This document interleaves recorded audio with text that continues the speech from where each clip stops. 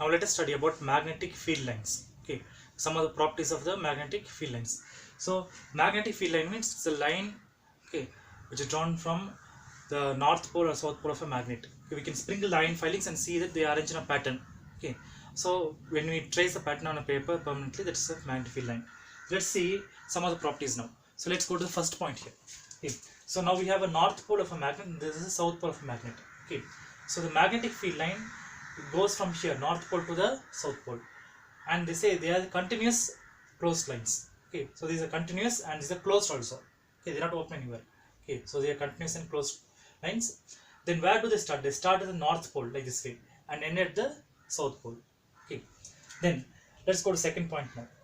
So in second point we have two magnets here. Okay, this is south pole and this is a north pole. We know the magnetic field starts from north pole and goes to the south pole. How to find whether it goes from north pole to the south pole? You can just draw a tangent here. Okay, you can draw a tangent at any point. The direction of tangent will show you the direction of the magnetic field. Okay, so in this case I have drawn a tangent here at this point.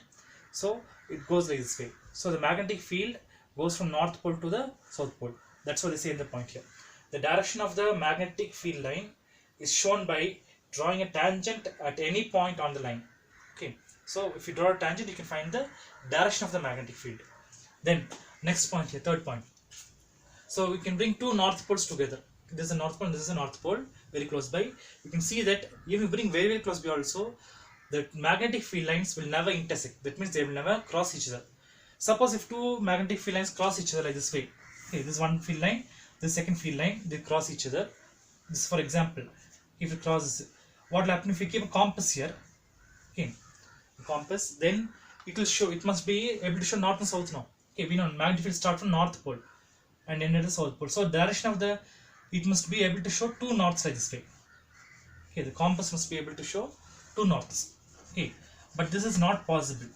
Okay, it's not possible here. So we can say that magnetic field lines never intersect.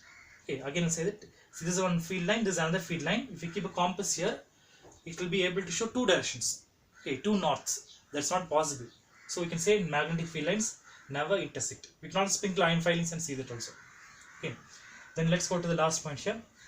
So they say now we bring two magnets here.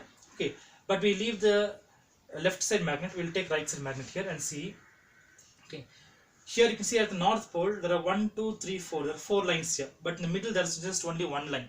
Okay, so we can say the magnetic field is stronger near the north pole than at the middle. Okay, so that's what I say here. The degree of closeness of the magnetic field lines shows the relative strength of the field. Okay, that means if the lines are close by, the field is stronger, and if the lines are far away, the field will be weaker. Okay, so these are some of the properties of the magnetic field lines. Thank you for watching.